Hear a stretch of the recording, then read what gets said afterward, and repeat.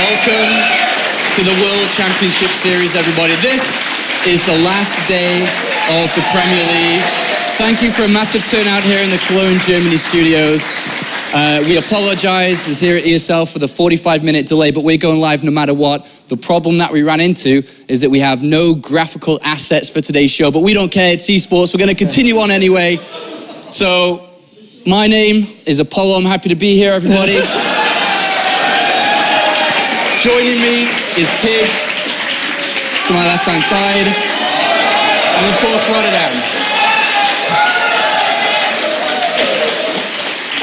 Good to have you with us, as always, gentlemen. Roddy, it's going to be a fun last day. Well, this day was already going to be fun, but now I have the idea that we're going to make it a little extra fun. But yeah, we're just going to make the best of it, but it's still going to be damn awesome. One last day here in Europe before you travel back to Australia. One final group for you today, Pig. And what a day to finish it on. Jaedong, the three powerful Protoss players, GunGFuBanDa, the German player. It's going to be a great, great night. It's going to be a fun night. Over the last couple of weeks here, we started in the round of 32 in Burbank, California with 32 players.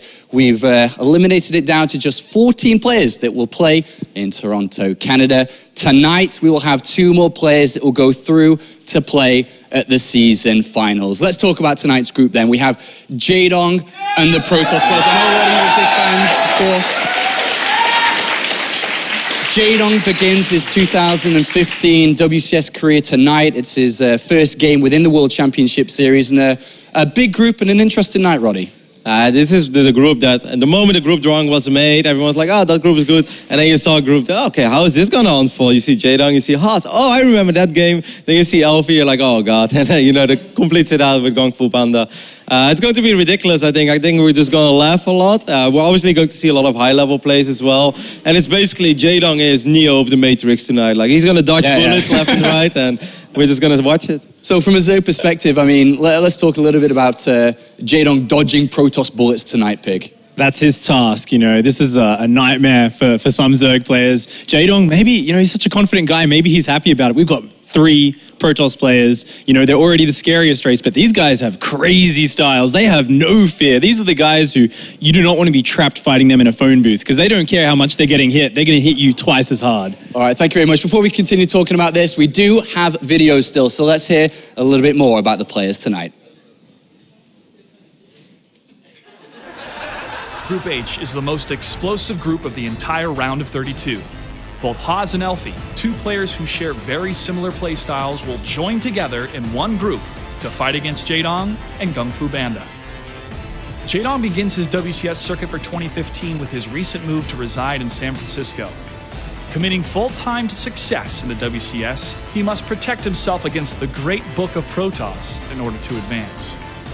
GunGFuBanDa has been climbing the ranks in national competition in Germany. Tonight, he debuts in WCS for an attempt at victory in the international scene. One of the closest groups this season is about to unfold.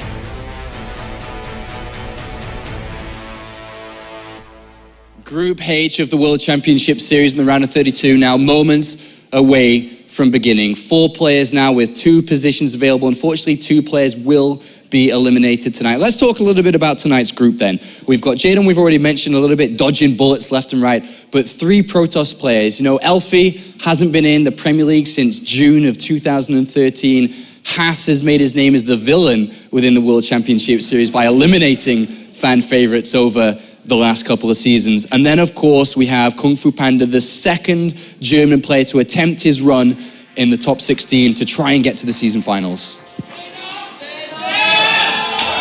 And I think we know who the crowd's cheering for right now. Jaedong, of course, coming in as the strong favorite here, the experienced veteran. We have to remember, it's been a while since he's been at the very, very top of the game. His peak in his career, having a cheeky smile there, it was back in 2013, was really when Jaedong showed that he was at the very top of the world, taking 2nd place in BlizzCon. These other players have had some varying degrees of success, especially Elfie in 2011, coming 2nd in an IEM tournament, but he's been, you know, not quite at that same level, and I think he's still a very dangerous opponent. GunGFuBanDa, though, I see as this underdog player, but he's coming in and he's showing amazing results, and he's so confident. He's the player I've got my eye on for a potential first or second place. Yeah, I mean, let's talk a little bit more about the German player here, Roddy. He's starting to climb slowly the European scene. He's in the last couple of German national competition within the ESL Meisterschaft, as we like to call it here. He's got 2 top 4 finishes.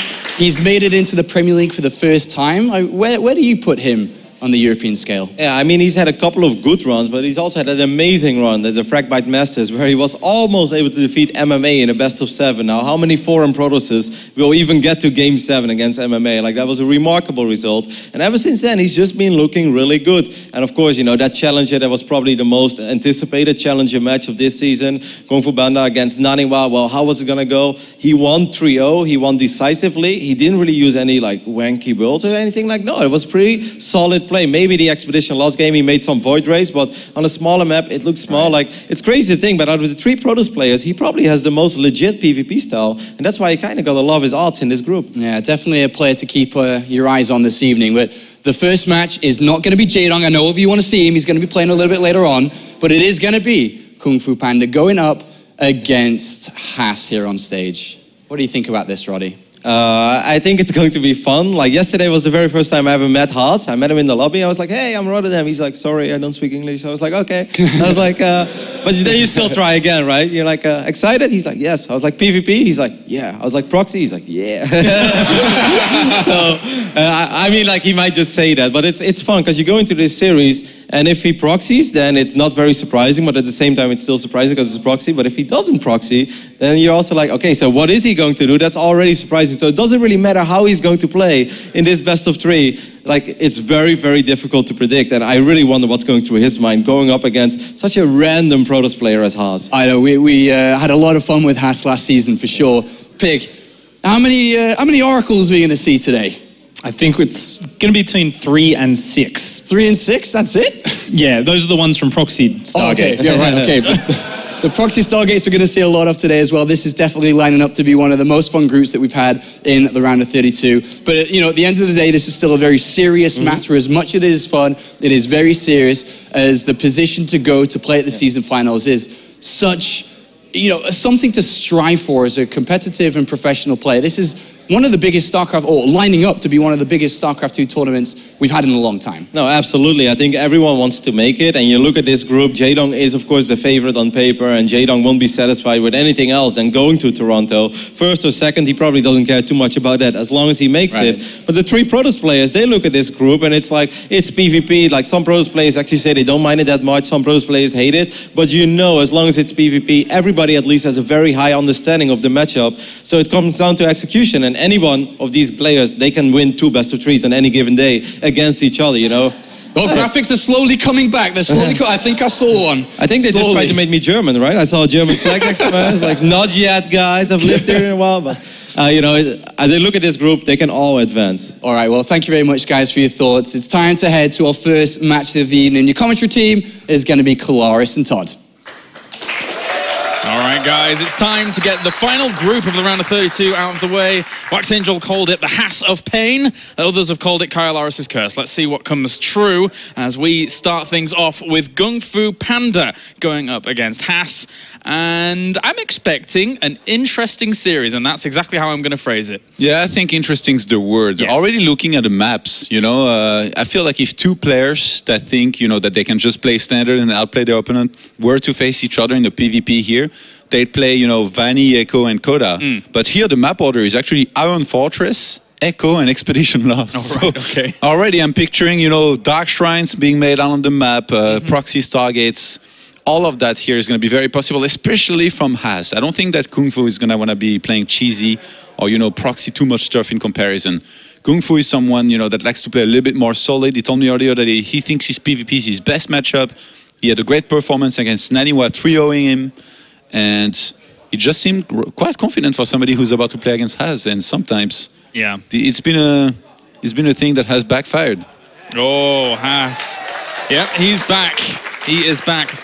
There is a lot of Taiwanese fans in the audience, as Haas made himself quite the fan favorite back in Season 1. And the countdown has begun for game number 1 here in this Protoss versus Protoss. What a crazy group we have here to really round things off in the round of 32. Absolutely insane. I feel like this group's similar to yesterday's group in terms of being very open as to who might advance. Yes, yes. I think so as well. I think so as well. Anybody can really make it out of here, especially with Jaedong's past results against 1 or 2 of these players, as we will be getting into this very, very soon. I hope you guys are going to enjoy today's group here in Germany, as I'm looking forward to it as well. So, who do you think, Todd? Who do you think? GunGFuBanDa, Haas?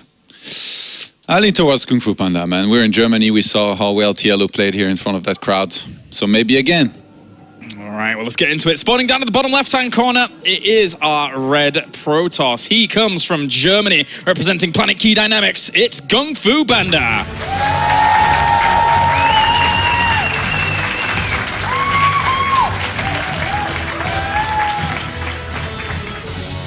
And up to the left-hand side, or top left even, I should say, as our blue Protoss representing Yowie Flash Wolves, it's Haas. He scared me for a second. I thought his probe was going to go out and move on the map. But no. Not that late. Not just yet. You either send it directly, or I guess much later, not at this point when you're about to make your first pylon. So GunGFuBanDa is somebody who played really, really well against Naniwa, yes. using a lot of Stargates. Basically, in every single game, you know, there was a Stargate in there early on, and he adjusted very well. It's actually, I think, very, very hard to do a Stargate opener and know how to react to everything perfectly, you know, because it's PvP. I mean, you don't have that much information at times, and you need to, you know, kind of guess, judge where you're at in the game. Yeah. And then sometimes make the right call, or you're either, you know, gonna die or win the game right out, depending on how it goes. But a lot of the time, it's gonna be die if you react wrong. So he's done a fantastic job back then in his match against Naniwa to just react to everything that was being made. But Naniwa not quite as cheesy as Has. You know, playing as this guy here, you need some next level anticipation and scouting to be able to react properly to what he does, because he always mixes it up very well. Yeah, if one proxy doesn't work for Haas, sometimes you'll see another proxy after that. And then, well, maybe 3 is quite going a little bit too far, but you do never know. He's actually going in between these bases with that first probe. Oh, okay, no, he was actually... It's proxy target for us, by the way, already, so... So this is like the probability build of, I'm just going to go down here, I don't care where you are. Hopefully you're down in one of these bottom 2 locations, and it can work out really nicely. It's 2 chances out of 3 that his opponent's going to be down there, so... Can do... You know, that can do wonders for him if his opponent's down there and does a little bit of a greedy build, you know? Say, for example... If GunGFuBanDa was to delay his Mothership Core a little bit, to get something like a Sentry first, that's really, really bad against an Oracle. And yes, we're going to see an Oracle, obviously, from Has here. You don't proxy target like this with Phoenixes. Then again, Has, in the past, has done stuff that we didn't really understand. The way Has's pylons lined up, he's faking out, right? Yeah. Because he has 2 in the main base. Yes. But I think... Which he doesn't necessarily need right now, of course. Yeah, GunGFuBanDa might be able to pick up on the fact that there is no warp gate started from the Cybercore. Like, I mean, he stayed in there up until the 4th minute. And warp gate hadn't started yet, so... He might be able to, you know, kind of realize something's up. And I mean, when you play Has, you know, like, something's always going to be up. We know. Everyone knows. It's just a case of what is it going to be. Didn't actually scout out his opponent down here, despite actually going into the base. So this is going to throw Haas off a little bit once he does make that first unit. I'm a little bit worried for GunGFu. Like, I think he knows. He wants to go for, you know, a pretty quick blink. Oh, Mothership Core. The thing is, he delayed his first Stalker, I think, to get a very quick Twilight Council and start Blink. Against a fast Oracle like this, you don't really need to rush Blink nearly as much. It's more about, you know, getting 2 to 3 Stalkers out to make sure you can defend well. And then later on, you can counterattack with a later Blink. But right now, GunGFu, I wouldn't be surprised if he dropped down 1 more gate and then went for like a Blink attack, counterattack once he's going to have defended the initial Oracle. And the thing is, does he get a Robo, though? He's up against Has, who opens Oracle. Is there going to be DTs behind it? Like, not going for a robo would be a little bit of a gamble. Yeah, but it's still very difficult. Yeah, with that Twilight Council on the way behind this for Haas, he obviously has the follow-up intentions. Probe is actually still stuck around here, so GunGFuBanDa can maybe try and get a little bit more information later on, as extra gateways have been added on here for Haas as well. This is what makes Haas such a strong player, even though he's very, very cheesy. Every time he gets scouted or something spotted, he adjusts so well. Like now he knew that his opponents saw the proxy stargates and that he was going to be ready for an Oracle. So what does he do? He gets a Phoenix, he gets a perfect scout in the main of GunGFuBanDa. He saw that there was a Twilight, 3 gates, he's going to see the robo now. He knows exactly where he's at in the game. And from there, he can react however he wants. You see he's getting his own blink and 3 gates, so he's going to skip the robo. If by chance that Phoenix could have done more damage to that Mothership core, then that would have been a disaster. But for now, with the Stalkers complementing it, very, very difficult to do that. Going to try and take his natural expansion here. As at the moment, it's 24 workers to 24 workers. Don't really want to go too much more than that. But Haas has extra 3 gates just about to finish up, or 2 just finished up, with a 4th one even, I should say, on the way. So this is a lot of aggression commitment here from Haas. Yeah, I think it's a good decision to go for the expansion here, but somehow I think he's going to need a scout at some point, GunGFu. Yeah. Try and see what he's up against, and when he realized that it's a 4-gate blink all in. Well, he knows there's no natural nexus down just yet, so because that probe is keeping good tabs on it, which is very important here for GunGFuBanDa. Haas, with his Stalkers moving forward, he has plenty of pylons at the front to warp in, but is he going to have the number of units he needs here? Because GunGFuBanDa has got an Immortal on the way pretty soon. Oh, GunGFu, he sneaked a probe across the map. He's going to see the 4 gates. This is it. This is the information he needed. If he hadn't done that, he would have needed to send an hallucination across the map, and then he wouldn't have had the Guardian Shield, which he's going to need to fight. So right now, he's going to get the first Immortal out here in a second. As soon as the second Immortal finishes, surely, with the Photon Overcharge as well, GunGFu is going to be in a great position. Yeah. Nexus is under threat, but with it finishing up, Photon Overcharge can go on it very, very quickly, keeping his Mothership core towards the back here. Oh, the Sentry dies. The Sentry dies after popping Guardian Shield, so no more extra soak on that damage from being done, but the Immortal enters the fray, and that's going to push those Stalkers back. Yeah, I think Haas lost a Stalker here. A little bit of a micro mistake. Definitely needed to save that. Every single unit is very important here. Second Immortal's almost done, Todd. Yeah. Is this going to be doable? It's still doable, but he needs to fight now. He needs to get a really good fight. And rather than blinking forward and sniping the Immortal, he blinked back at first. He's still going to get it. But I mean, there is enough Stalkers left over for GunGFu. I think this is looking great here for him. Yeah, as long as he keeps that going. He still has an energy for another Photon Overcharge, so that is going to easily help this out. Extra Sentry is actually being warped in here for Haas to try and cordon off this area, but he saw this already to GunGFuBanDa with the positioning of the Oracle. One Stalker gets evaporated. The firepower of that Immortal, and he actually blinks forwards aggressively into this. Why on earth not? He's going to divide and conquer very easily. Just bring the fight to Haas. And then just blink on back, making sure that he can keep the Immortal alive, because the second one popping means almost lights out for this army unless Haas gets a brilliant engage. Yeah, I think GunGFuBanDa right now, he knows that there's most likely no expansion nearby Haas, and that he's completely all in, so you don't need to chase, you don't need to overextend, you can just wait at home. Cute little move here with the Immortal up the ramp. At this point, Haas is basically just going to wait until the Photon Overcharge expires to finally go for it, but I don't think he has the amount. He has enough Stalkers to snipe on these Immortals and take out this army. It's just a lot of units here for GunGFuBanDa, who actually kind of desperately need a pylon to warp him down his ramp. But, yeah. I mean, he has so much anyway. It's being added on down towards the natural behind the Nexus, and once again, going to try and push on in. That Immortal at the back is only hitting Zealots to start things off. He also picks it up, so he's going to try and focus that down, but the other one is actually preoccupied here. But still, Stalker-wise, I think the advantage is vastly in favor here of GunGFuBanDa with that Immortal moving towards the front again. He tries to pick it up again, though, and can he do this? He's actually evened up the Stalker numbers quite well here as Haas, but once the Immortal drops, there's not much he can do with it. Yeah, I'm actually surprised that he forgot about the Phoenix like this the entire game. Imagine, he might have been able to break GunGFuBanDa if he brought it earlier. There's no transition. That's the funny thing. Like, everybody knows that there's no transition out of it for Haas. He either wins here or he loses here. He needs to get on top of that Immortal, but his Stalkers are so low at the moment here. Obviously, all of the Stalkers on either side have taken quite a beating, but again, an aggressive blink forwards. Photon Overcharge is also doing quite a bit of damage to these Stalkers, and Haas is really running out of steam now. And he's going to lose the rest of these Stalkers. There you go, GG.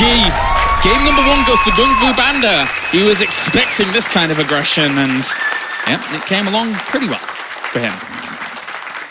Of course he was expecting this kind of aggression, man. He's playing against Haas. Yeah. Everybody knows. He loves going for these timings. Honestly, I feel like Has salvaged the situation pretty well, considering, you know, he was going for a proxy target, he got spotted, he's like, well, an Oracle's probably not going to do much, so I'm just going to go for a Phoenix instead, and then behind this, goes for the 4-gate blink because he sees a fairly quick Nexus. The thing is, GunGFu, he's just so good at adjusting, which in PvP is just ridiculously hard because you don't have much information. He was like, well, I'm getting blink, I'm already safe against my opponents, you know, kind of going blink or Stargates. I'm going to be safe against DTs by getting the observers. And in the end, it just works out, you know, everything that he was on point, you know. He maybe moved down the ramp a little bit early and lost his sentry, but other than that, was pretty nicely played by him. All right, well, that does it for game number 1 here in this first best of 3 series. We're going to go to a short break, and when we're back, it's game number 2 between GunGFuBanDa and Has.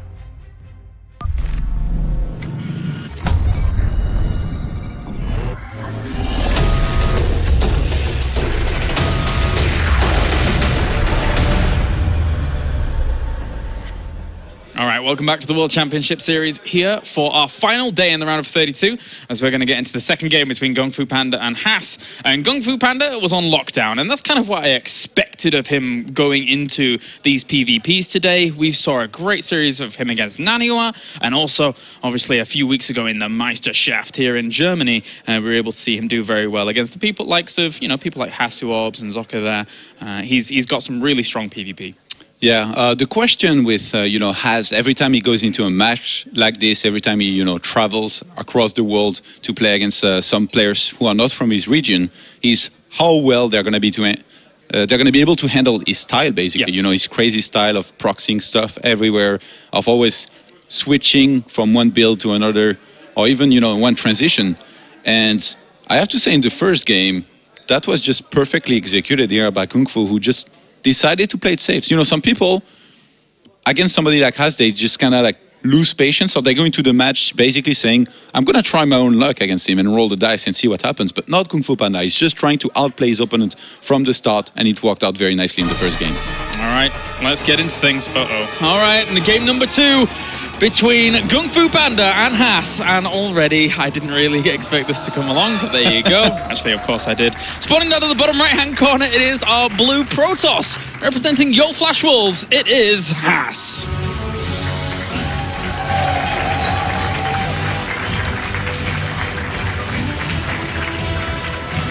And up to the top left-hand corner, very, very close to the vicinity of Has soon, as our red Protoss representing Planet Key Dynamics, it's GunGFuBanDa.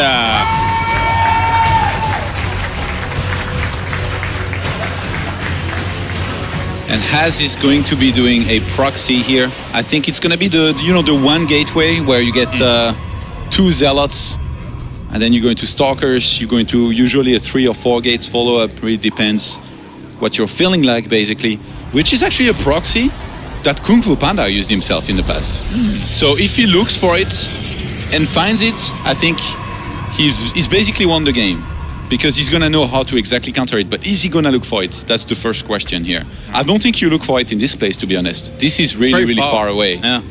Very, very far indeed. So maybe he'll check around his main base, check out his natural, but aside from that, you probably just go across the other side of the map and then start wondering what's really going on. You know, in one of the seasons that I qualified for WCS in, the final match, I mean, before Challenger, even before Challenger, the actual qualifier, I played GunGFuBanDa, and first map on King Sejong, he did this against me. Oh. He did this very build, and he won. Oh. So he knows how to do this very well. Yeah. And usually when there's a cheese that you're very good at and that you've done many times, you know how to counter it. The thing is, in this case, is he gonna see it or not? He's looking around the natural. Now the question is, does he go across the map? Does he check for it here? He's queued not too far away, but not close enough. Ooh. No, not close enough, unfortunately. Oh, he actually did a small move down towards the extra ramp, but then decided to cancel that and just go straight across. So first Zealot is on the way. Second Zealot's going to be Corona boosted out, and the Cybernetics core behind all of this is almost complete as well. So there will be a Stalker following this up, and it does get scary from that point. Yeah, he's going to need to pull some workers off the gas here. I think GunGFuBanDa started Zealot, get Mothership core, follow that up with some Stalkers, but starting the warp gate as well is going to be very important.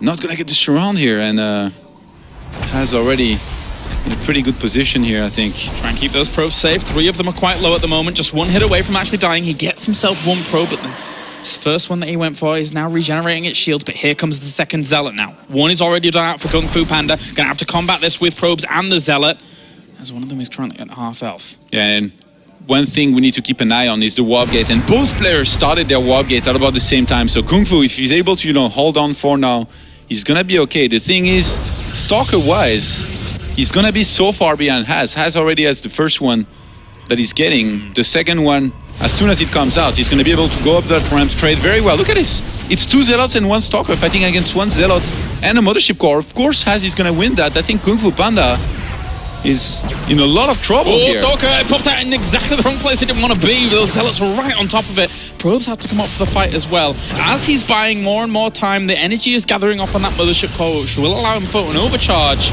And he's actually going to go to combat this first Stalker. He loses himself a Zealot in the process, but now the Mothership core can combat the Stalker itself, and he manages to save it with the probes. And he's not lost too many. Yeah. The second Stalker is out now. But look at this. Only 1 additional gateway is being made right now for GunGFu. Oh, he's going to try to get the Stalker. He gets it. Oh, pylons up the ramp as well here as his warp gate is slowly finishing up. But saving these Stalkers and actually keeping the Mothership core alive is big here for GunGFuBanDa. But there's going to be 3 gates much faster here for Has. The thing is, GunGFu, he's delayed that photon overcharge so long that I think there is a good chance here he can win still. With warp gate finishing not too long after his opponents, already having 3 Stalkers, he's going to be able to use that photon overcharge, and then behind he's just swapping a lot of Stalkers, match up the number of Has. The worker count's even right now, but Has, I mean, he's still all in. Sees the pylons, got to be a little bit careful here. Here comes the first warp in for Haas. The Mothership Core has to keep itself alive. Photon Overcharge could go down very soon, but obviously he's waiting for as long as absolutely possible to make sure he doesn't have to throw it down, but he manages to actually kill it off right after the Photon Overcharge has gone down, so this will buy more time here for GunGfu. Yeah, I think he can even warp in a sentry here at this point and force field the ramp if he needs to. Then snipe those two pylons and be quite a bit ahead with that proxy. Yeah, look, he's gonna do that. Warped in a sentry. Oh, he should have let maybe some units go up. If these two pylons die, I mean, the one that's over towards the gateway is so far away, but losing that Stalker does hurt these numbers at the moment. Pretty good here for Haas. He manages to get up, losing himself a Stalker in the process, though. 6 to 6, as there is just that Zealot in tow and sentry here for GunGfu. I'm not sure why Haas is getting a second assimilator. I think he's gonna transition. I can't believe that. I thought like his best chance is to try and finish it here, but somehow he says, well, I don't think this is gonna work, and I'm not gonna try and put everything on the line here. Just gonna start the second gas, most likely go for you know, I think a Twilight maybe. Going to try and kill off as many of these Zealots as possible. He never started another Mothership Core. I think he felt that it was too much of an investment to try and get Photon Overcharge out while these engagements were going on. The Stalker numbers very, very even. GunGfu actually has the Zealots to the top here, and then he'll be pushing back. He went for the second gas to get mass Stalkers, I guess. He wanted to have enough gas, so for now it's going to be only Stalkers, and if he can get 2 or 3 more, and Micro's right. Oh, GunGfu, where was the Zealot going? If that had been at the front, actually whacking away at some of these Stalkers, zoning them out, maybe that would have been a bit better for him. But it was slightly mismicroed there. He's going to get himself another Stalker here. One Zealot extra has been warped in for Haas. So close in unit numbers right now. Yeah. GunGfu trying to kite as well as he can so that he can snipe that Zealot without being shot at by the Stalkers.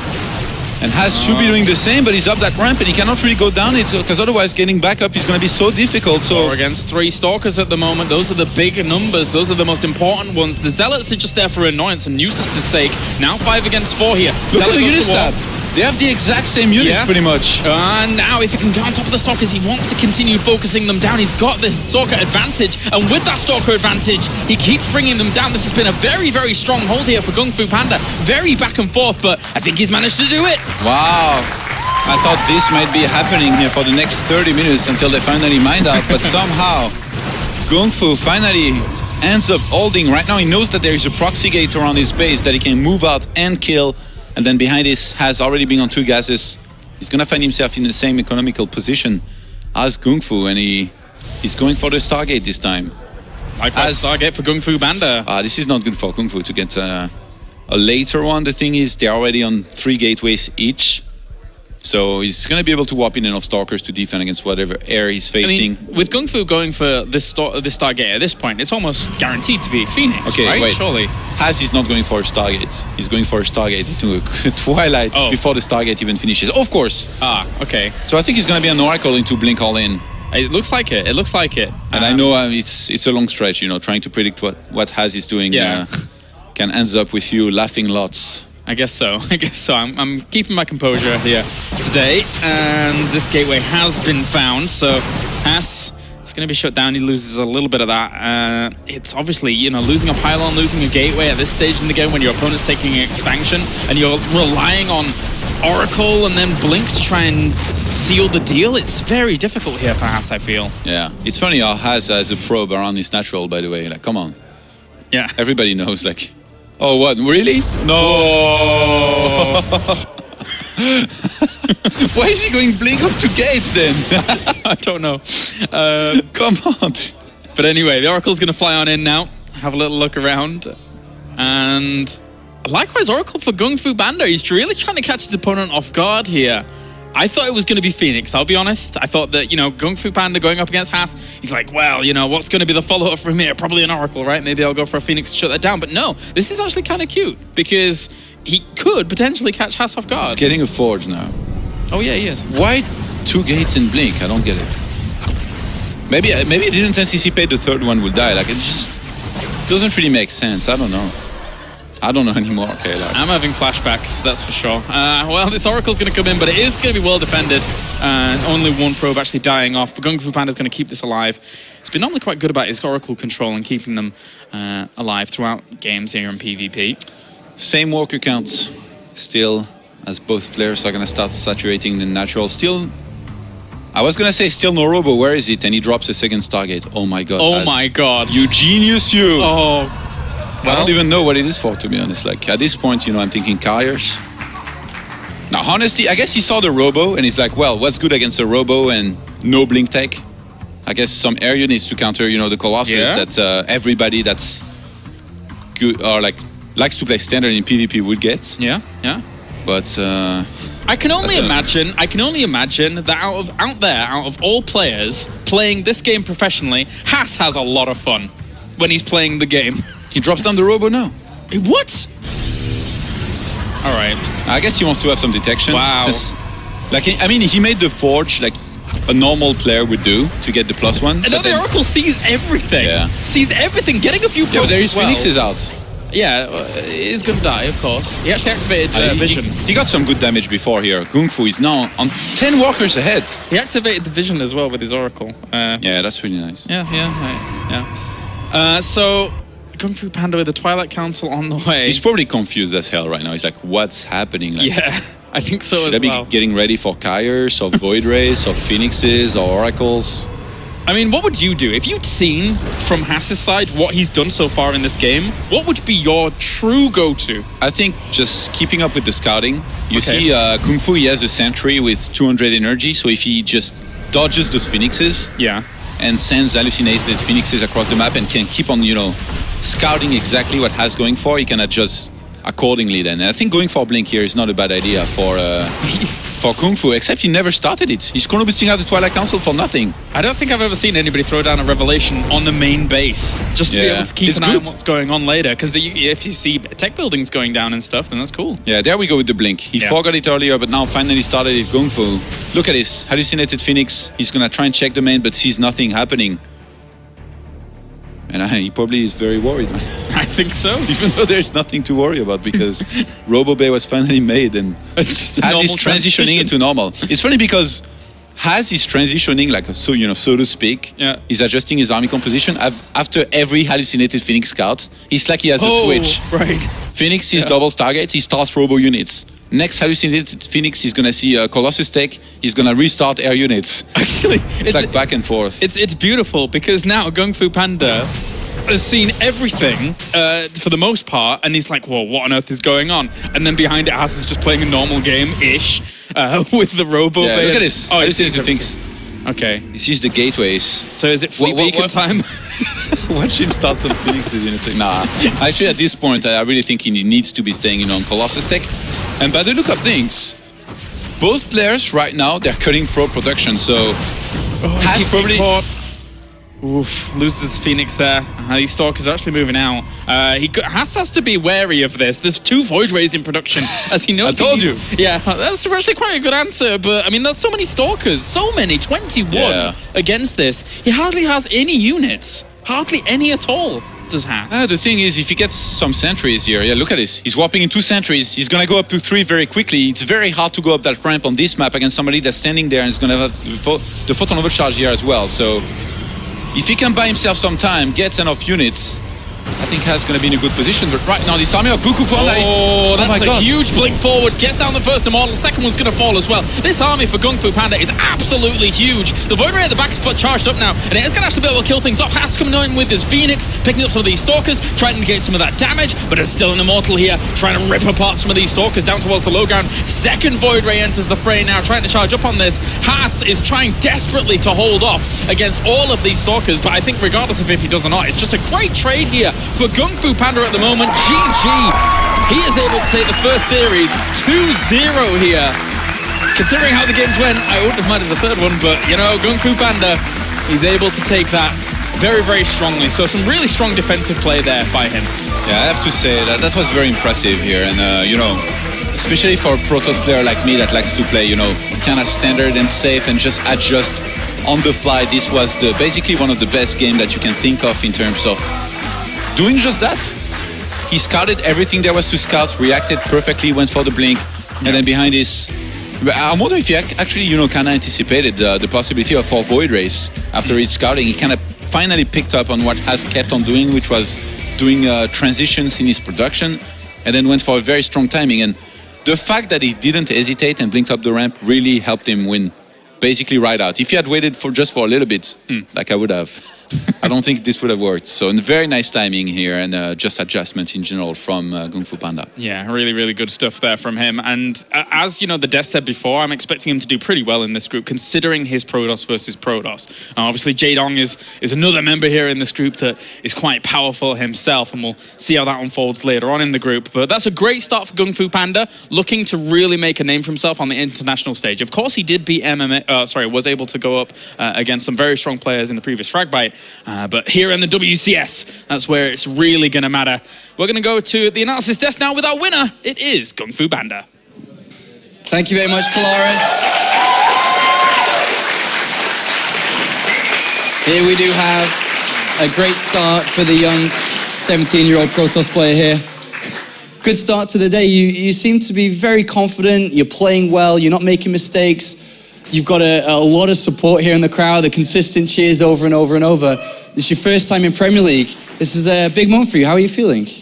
Yeah, I'm quite happy actually, because I was a little bit nervous against Has, because the WCS is important for me, and yeah. I mean, how do you prepare or study for someone like Has? I mean, you know his style. What do you do? Well, in the first game, I got so lucky that I scouted the Stargate. I was looking for a probe. I saw the Naga Tower, and then I saw the Stargate, and oh my God, I was so happy that I found it. So you're not bothered at all by playing on stage here? You're not bothered by everyone cheering for you? You're feeling in good condition? Yeah, I'm feeling really good. You're going to advance from tonight's group? For sure.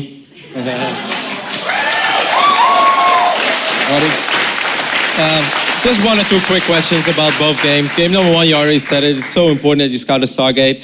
The reason you go for a Twilight Robe on that map is just like it's the most solid, legit style. Like at the start of the day, you look at the three Protoss players. I kind of feel out of the three that you're the most straight up PvP player. Do you look at it like that as well? Yeah, I feel like I'm the best PvP player here, and yeah, I feel very confident in PvP. And if you go Blink Robo, you're very safe against everything like Stargate, TT, anything else, and yeah. All right, and game number two, obviously, you know, the proxies, we all kind of thought they were going to come. We didn't know it was going to happen in game two already. There is one key moment I think is always very important when you're trying to hold it as a Protoss, is like, when do I go for a sentry? When do I try to control the ramp? You went for a sentry, but then at a certain point, he still kind of broke it. Did that make you nervous? Because normally if you make one sentry, you want to make more than one, right? Yeah, after the sentry and he broke their force field, or like he went through, I was very nervous. Like I thought I lost this game, but then my micro works good, and yeah, so I won. And maybe like a small micro tip for the players at home, because you know PvP in that phase in the game, every single shot matters so much, right? And a few moments, like if you run away a Stalker and try to save it, you have to be damn sure that it actually lives, because if it runs away and still dies, you lose potential damage output. Like when do you make those calls? Is it just on the fly? Is it instinct? Yeah, I think it's instinct. Like I was maybe. You saw it, but I made so many moves. Like I ran into his army a little bit, and yeah, it was, yeah. What do you think was the tipping point though for you? Like, what was the moment where you felt like, hey, I'm actually taking control of this battle, despite the fact that he's in my base with two pylons? I think I just traded better than his army, and I got more and more control because of. His Stalker died more than mine, and yeah. So you just out-microed him? Yeah. All right. Exactly. All right, thank you very much, GunGFuBanDa. Ladies and gentlemen, going to the winners' match to fight for a place in Canada. Let's take a look at the bracket. To update you, we do have graphics back online for now, at least, as you can see. So we do have confirmed going up into the winners' match. There where we'll see whether he'll compete against the players in our next game coming up. I know you've been waiting a lot for this. It is going to be Elfie versus Jaedong coming up after the break.